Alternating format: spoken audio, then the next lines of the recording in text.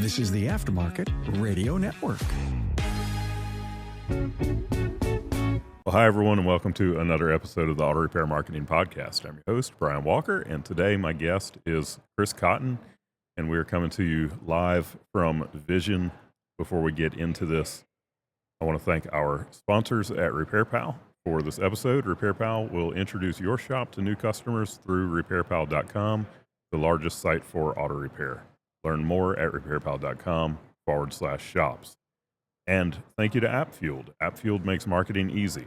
It's a CRM designed for auto repair shops with tools like segmentation, reminders, and even a call center. Don't wait. Get started today at appfueled.com. Hey, Chris. Hey, how's it going? I feel completely ambushed. I didn't know we were doing this today. Maybe we talked about it. Maybe I forgot. For anybody that's been listening for a while, if you remember a couple years ago, we did like an ambush meeting into the boardroom at the Marriott or whatever. At STX. At STX, took the gun case in. We broke into the boardroom, walked in there up to like the 17th floor, carrying a gun case full of podcast equipment. And nobody stopped us, Florida. They didn't even look at us funny. Nope. So, well, Chris has no idea what we're talking about today. But for those of you who are listeners to the podcast, you know that last week, I was also live from Vision, and in real time, this was about 15 minutes ago, I recorded with Parker Branch from Branch Automotive. Okay. And we talked about spending more on marketing. Ah, okay. And I think I'm literally going to name this episode, We're Going to Beat This Horse to Death. Okay. Because you came up as part of the discussion in there. Oh, I did. Okay. Mm-hmm. Yep, because you're one of those people that definitely believes in marketing. Absolutely. And you're spending a healthy percentage on marketing to grow this new shop that you have just recently purchased. And an obscene amount, but I think worth every penny. Yep. And that's what I want to talk about today. One of the pieces of what I was saying is that yes, I am trying to get you to spend more money on marketing. And I do not make more money off of that when we do it. But it is both self-serving, and it is to serve my clients especially, because when we do marketing, we charge a flat fee. Right. Now, there are definitely services that we can add on. But one of the things that will really be hammering home in this episode, and that we talked about with Parker, is about putting more into your like advertising budget. And your advertising budget, when we're telling you to spend more on that, look, you could spend $1,500 a month, you could spend $150,000 a month, and what we make, there's not a penny of difference, right, in there. So, we do this because we want the marketing that we do for our clients to be successful and to provide a return. And you say, well, that's easy for you to say spend more money. But the thing is if you're getting more cars and if you're holding a high average repair order and you're running a solid business, then the more that you spend bringing you more cars is going to drastically increase what you are bringing home. Absolutely. So tell us a little bit about your shop, because your listeners know all about it. And if you don't listen, go listen to the Weekly Blitz podcast with Chris Cotton. That is another one of the podcasts on the Aftermarket Radio Network. Yeah, I talk about it some. I'm going to start talking about it more. I think we just started our 6th or 7th month since we bought it. So it's a small 4-bay shop. We have we've tweaked our staff just a little bit. So we have four bays, 4 technicians, and we have 2 service advisors, but we've added like a courtesy position in here, which is more a courtesy to me and the business than it is to anybody else. But this is the person that we do a lot of tires. This is the person when somebody drives up to the front door and says, hey, I need somebody to check my air pressure. Instead of stopping a technician, the courtesy tech is the person that goes out and checks the air. If we have, this person can do 2 roles. So they can work in the back. They can also work in the front. If we have a technician that doesn't show up for the vacation or whatever, he's the 4th tech in the back. Outside of that, he's the 3rd service advisor or whatever up front. Helps me with paperwork, some of the other stuff. So I'm guessing he's kind of an entry-level C-Tech. He's like a B Tech. Okay. Because I mean, he can do, and actually, he's probably like a B plus. Wow. And how we ended up with this person was, he hurt his back and had to be on light duty for like 6 weeks. And I told him, I'm like, well, he's a good enough employee. We're not going to let him go. We're going to keep him no matter what. So let's start teaching him how to be the service advisor, do things like that, sell tires. He could still do alignments at the same time, but and it's really helped out because in the last couple of weeks we've had somebody call in sick or do some other stuff, and he just fell right into the role. Our sales were the same, so we don't have like in a 4-bay shop, we don't have that typical cycle up and down where you have somebody sick and you lose a bunch of sales for those days. We've got that person that we can throw right into that role, and we just stay leveled off. And it's really helped us out that way. Very good. Anyway, to continue, when we bought the shop and evaluated the shop, it was more of a tire shop that did auto repair, but we pretty much flipped it at this point to where we're an auto repair shop that does tires. And you bought this when? And we bought it the end of August, so the day after Labor Day of 2024 was our first day. Okay. And just to kind of give everybody like the background on the numbers, the very first week of March, this last week, we were already over what they had done all first quarter of last year. So their January, February, and March sales, we had already beaten that in January and February. And then we're already almost half of what they did, or excuse me, almost a third of what they did all of March last year, we did in the first week. Yeah. And this has been kind of a common theme here towards these last couple of months as you've really, hammered down on growing this. Yeah, we've done, we're doing like 150% of what they did like the previous year, same month. And we're still trying to figure out like the staffing and what we do and exactly what we can do. One of the things that we you may not be ready for this yet, but, I think I reached out to you guys in 1st of August and was like, hey, I think I'm going to buy this shop. I want to start like thinking about this, but I don't, we got the paperwork done. I made the first payment, and I don't think we even got our website up until like December, maybe a couple months, whatever your lead time is for that. Yeah. So we went the first couple of months without any real website or anything like that. I also went into it knowing like, hey, I'm going to have to spend some money, like whatever it is. And I really relied on you guys to look at the market because everybody's market's different. Like if you're a shop owner out there and you're in Houston, Denver, Los Angeles, and you're like, oh, I'm going to spend the same thing that Chris spends in Durango, Colorado. No, you're not. You're going to spend a lot of money to get those people. It's just every market's different and nobody's the same. The other thing that probably wasn't even in your radar, but since you sidetracked me, I'm going to sidetrack you back. One of the things that I tried to do, I'm pretty busy, and I tried to commit in the very beginning. Like as soon as I got an email from Shop Marketing Pros, I was going to try to answer it like within 8 hours. Yeah. And get you what you needed because we needed this up and running. So, wow.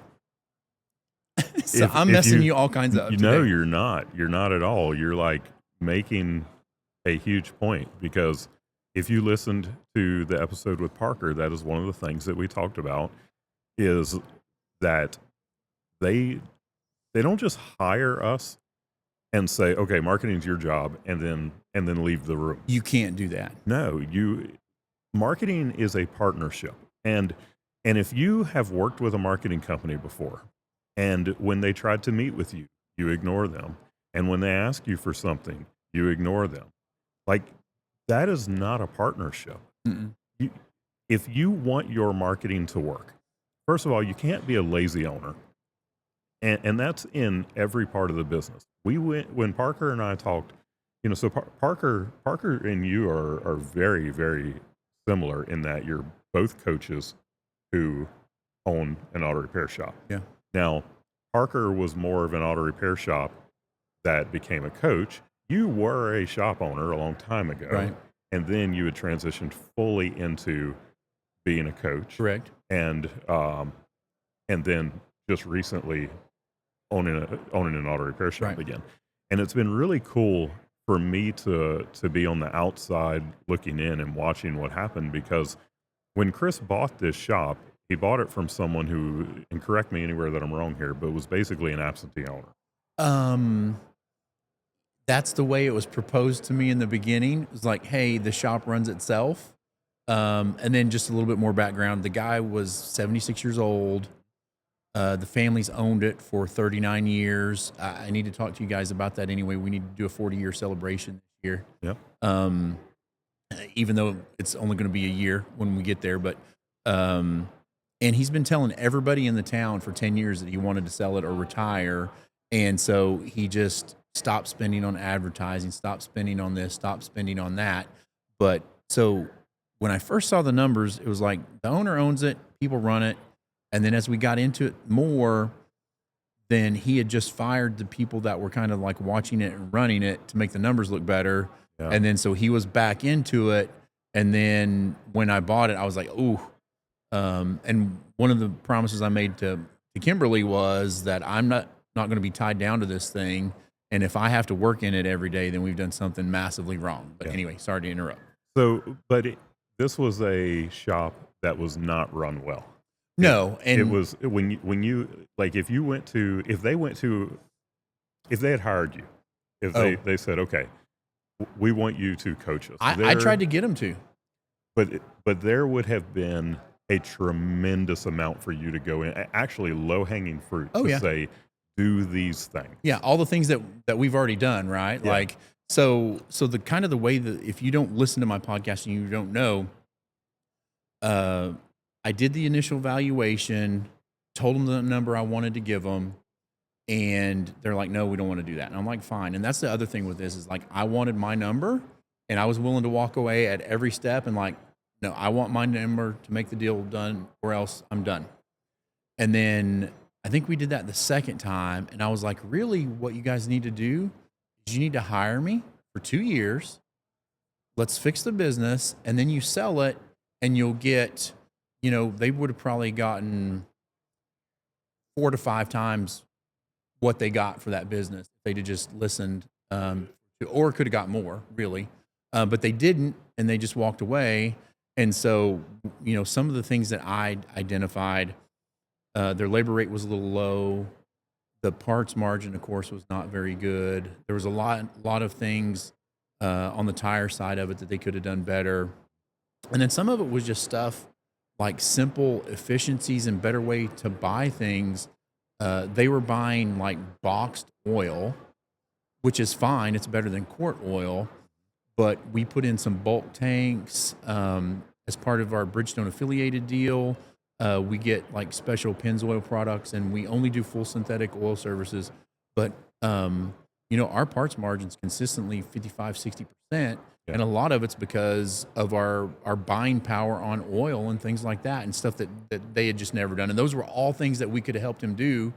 And he just wasn't willing to do it. And that's why, on average, we're able to get about 9x return on investment for our clients, because those are things that we spot and can find and help push them forward with. Yeah.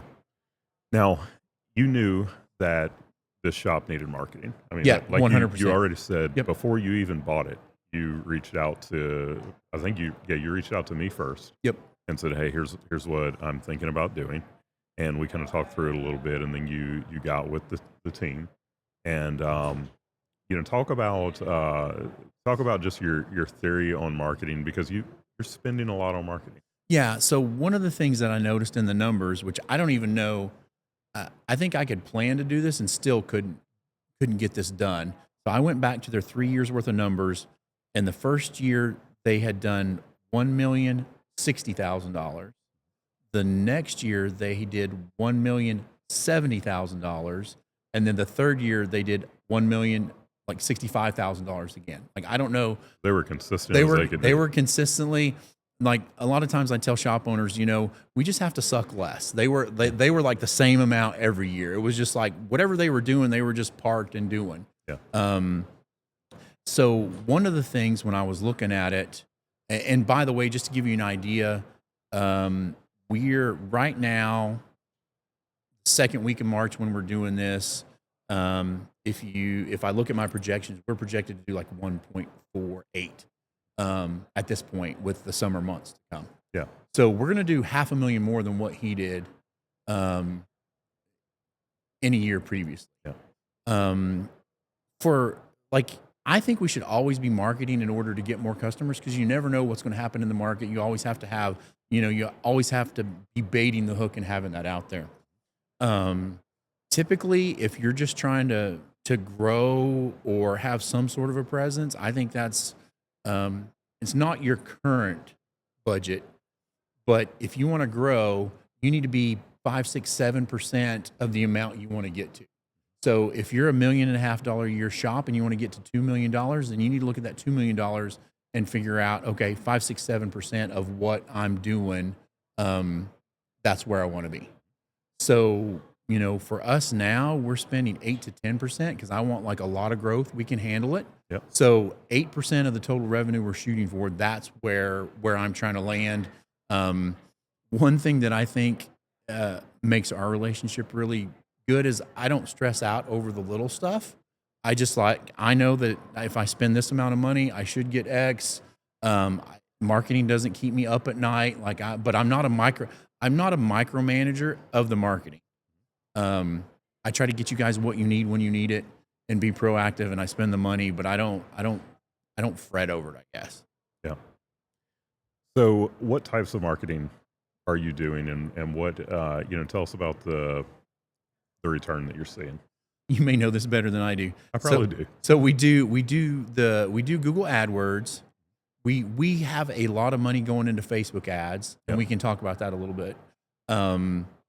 And then we do the social media marketing with you guys, which we just kind of started because I wanted to let the dust settle a little bit. And then we do the local service ads, do the SEO. You guys did the website. I did the beta testing for you guys for the local service ads. Yeah, talk about that for a minute, local service ads, because I'm more excited about that than just about anything else, that has happened in marketing in a long time, because it is new to auto repair, and I'm just from what I'm seeing. Yeah, I think you are too. So what if you go back for the history for local service ads? And figure out what that is. Like pre-COVID, Google came out with this, and they were going to, it was going to be for service companies. Like originally, they rolled it out into HVAC, plumbing, people that come into your home to do work. And the process is they certify people like us or them. It's not a lengthy process. It's a little more invasive than most shop owners are used to. But you send them your driver's license, you send them your certificate of insurance, they look at your reviews, and then it's basically like how Google Business started, 7-8 years ago. Like that was a referral from a trusted friend, and then that kind of went away, and this was Google's way of replacing that. Like, okay, we did this once, we did this again, now this is Google is telling you these are good stand-up people. So that was pre-COVID. Then COVID happened because we thought this was going to roll out then, or I thought it was going to roll out then, and it never really did. They're like, oh, this is close, but it's not going to happen. And then 4 or 5 months ago, I guess the robots woke up one morning and was like, hey, we need to make some more money, raise the stock price up. So let's go ahead and turn on the service ads for auto repair. Yeah, well, they had already turned them on in California and Florida, and I don't know how far that went back. I'm not sure when, and it may or may not have been the entire state of California and Florida, or it might have been just parts of it.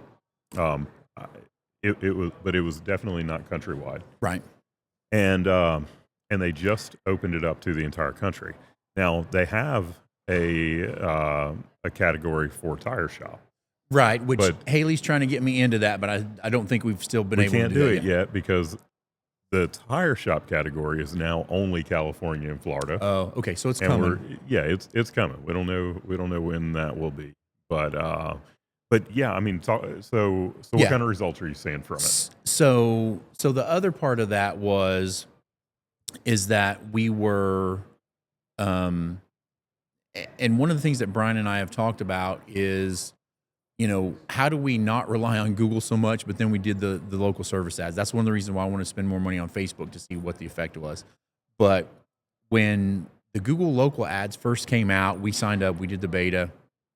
We're getting a couple of phone calls a day, which originally I was concerned that those phone calls would be coming from our current customers and just asking for updates on their cars and stuff. But it really hasn't been the case.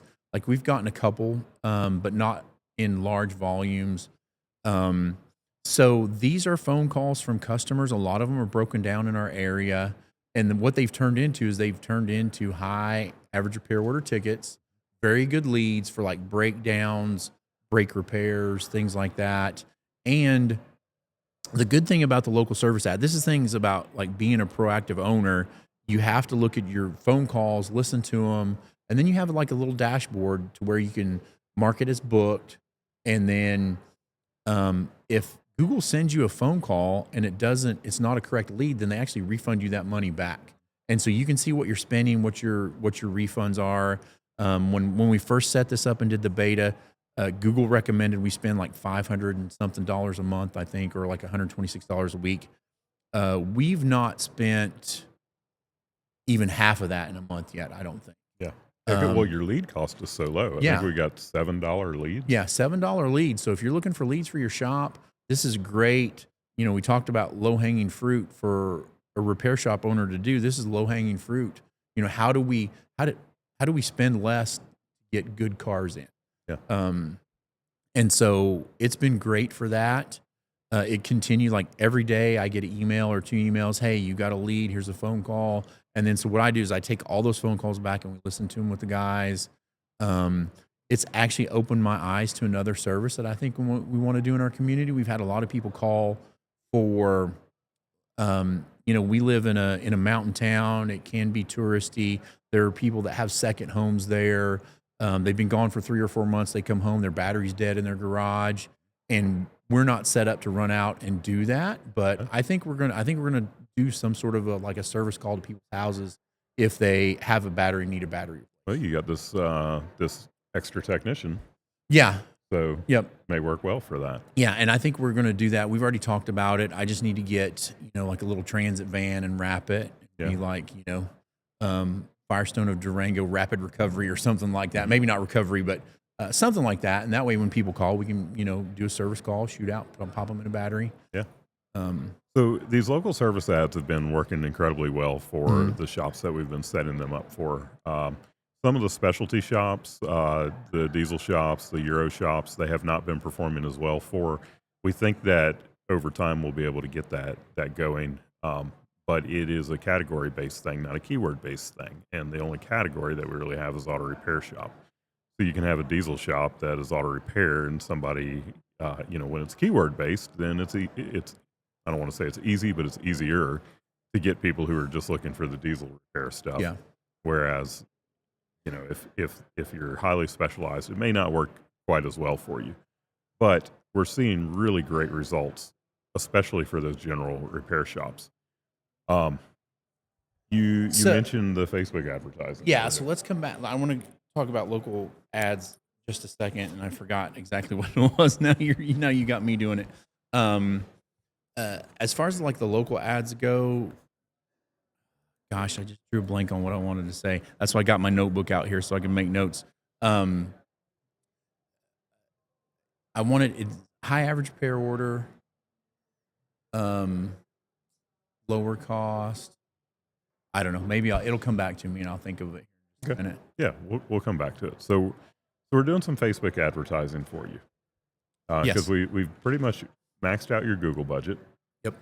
We're doing LSA for you. And we're looking for how can we build your brand more in the area so that everybody knows if I'm in Durango and I need service or repair, this is who I'm going to call. Remember that. I just remembered what I was going to say. The other thing with local service ads, and you can explain this better than me, like if somebody goes into our area and looks up brake repair near me, auto repair near me, can you explain to everybody how that shows up? Because we show up as a trusted Google person, like above, even so we pay money for those AdWords, but this shows up above all that. Yeah, it shows up. This is very top of page. So it's above the map results and everything. It'll have a little check mark and it'll say in green letters, it'll either say Google screened or Google guaranteed. Right. Um, Google guaranteed is much more difficult to get. And with Google guaranteed, there's a little bit more of a vetting process. And Google has a component where if the client is unhappy with the repair, then at their discretion, they can reimburse that person up to $2,000 Oh, wow. Okay. for the repair. If it's Google screened, then that's more about, we think that this is a good auto repair shop for you to bring Right. your vehicle to. And like I say, that goes back to the days when Google guaranteed was more about people who were coming into your home, and people don't want just anyone coming into their home. Right. So that was Google kind of screening them to say, yeah, these are good people, you can trust them. Right. But it does come up above everything else. It is the very top thing that shows up on the page. And we have a ton of competition. That's why I want to see what it does when the tire side of it comes in there. Mm-hmm.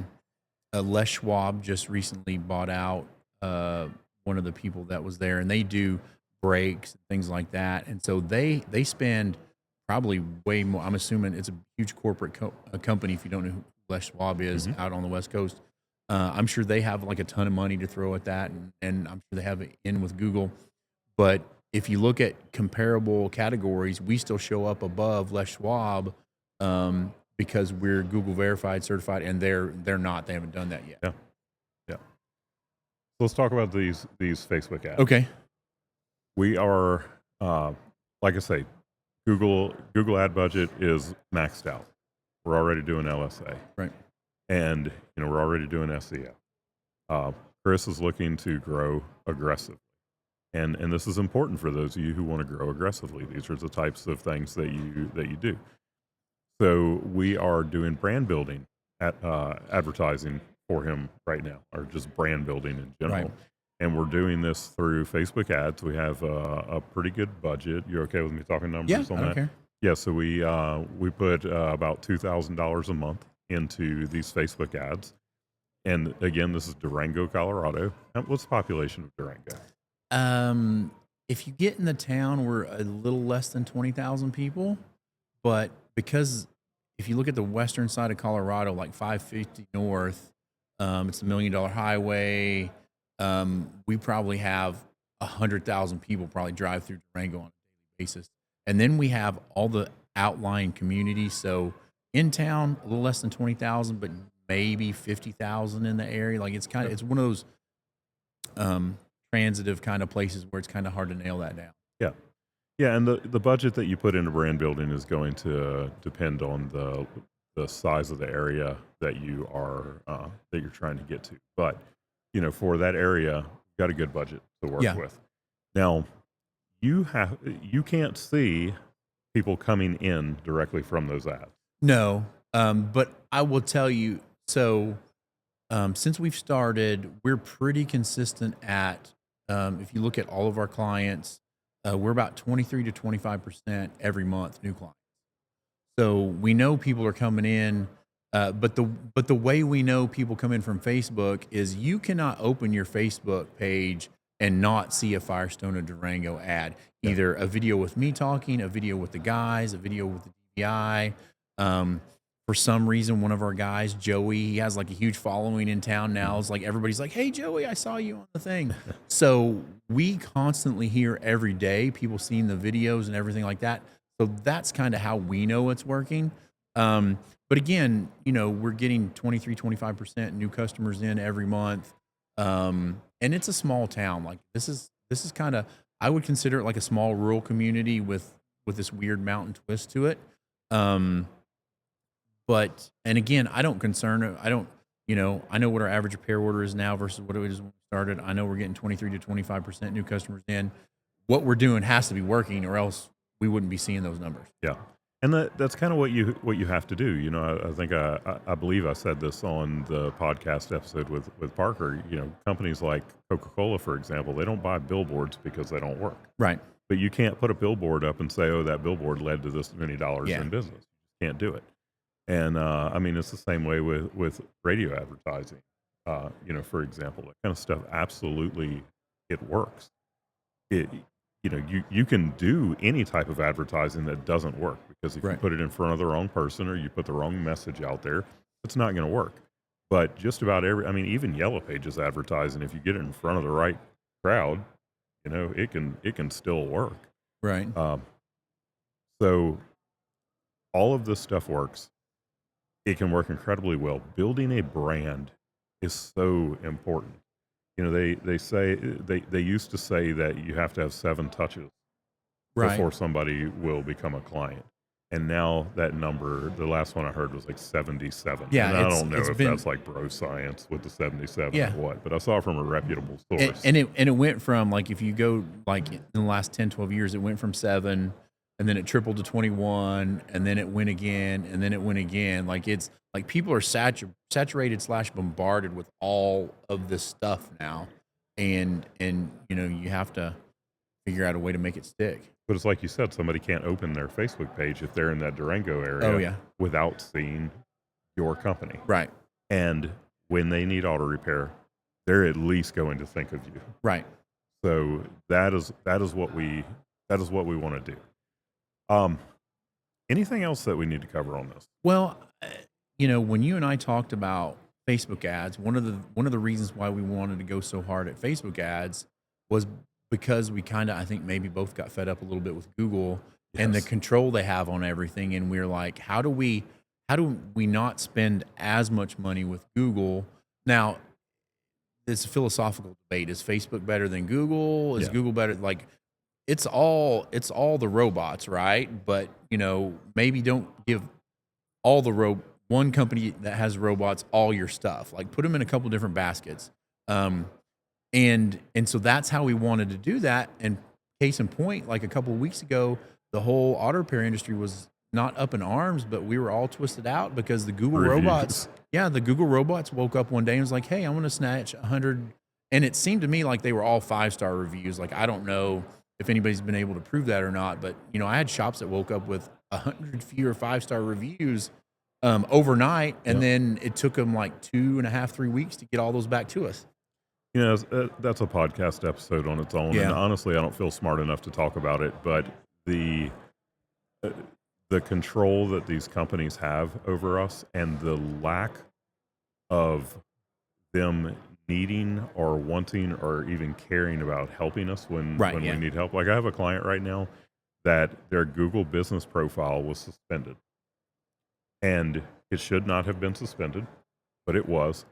And I think today is day 18 that they do not have a Google business profile.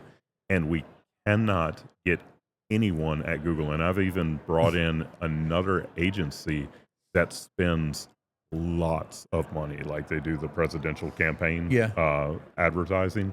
They spend a lot of money with Google, and said, hey, can you help us with this? And they've tried to no avail. And there's something wrong there when a company gets so big that they can mess with a small business's income. Right. And they don't, like, Just because they don't care. nobody cares. Yeah. And we've heard that saying before, that they're too big to care. And it literally is a case of they have so many people out there. Like, the number of people out there right now that have a Google business profile that's been suspended, and it is hurting their small business. Yeah. Because when you have a company that big, you can't run it with people anymore. You have to run it with machines. Machines just don't give a darn. Right. So it's a problem.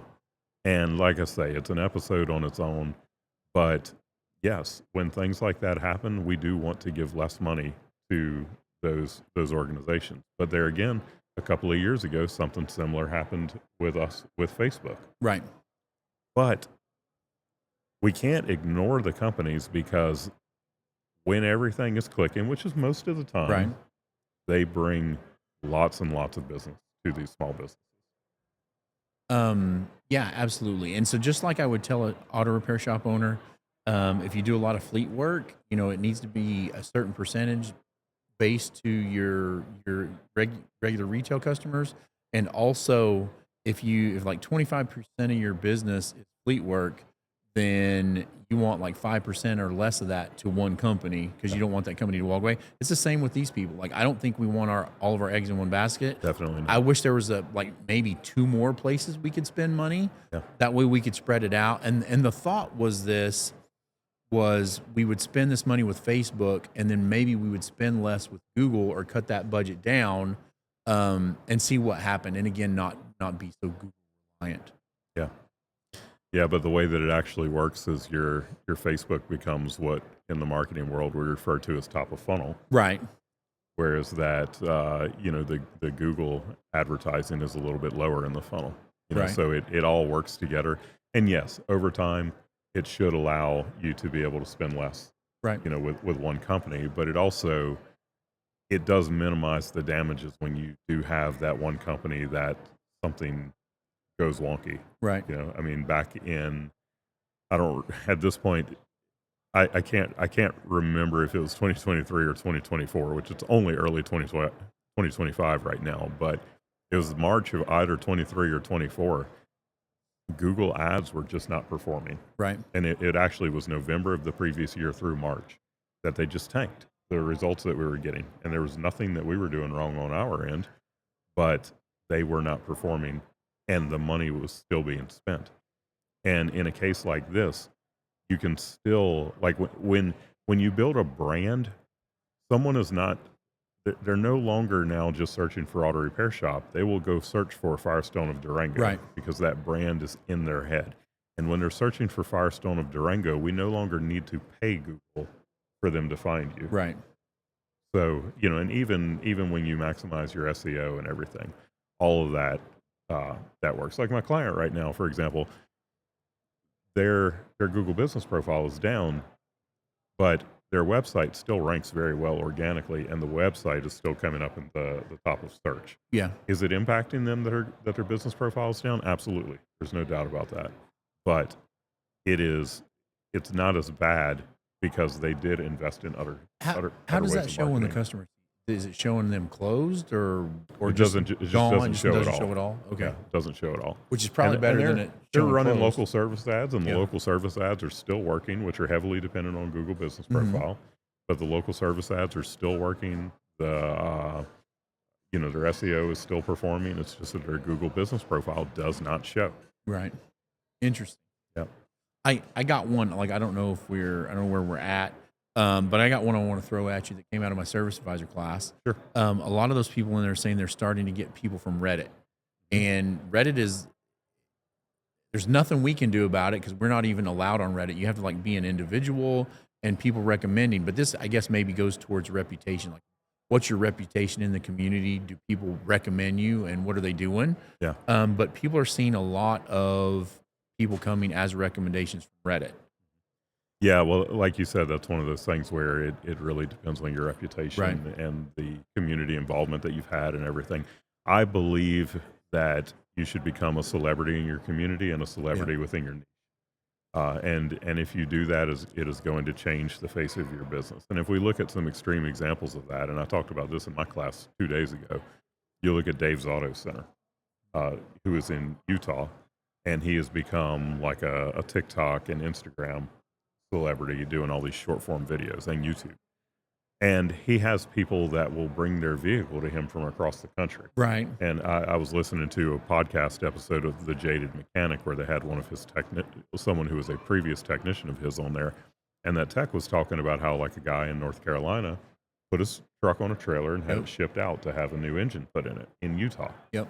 And that's just nuts because you can't tell me there's not 20 equally good Or shops more, yeah, between there. between these two Yep. places. It's just that one of them is a celebrity and everybody knows Right.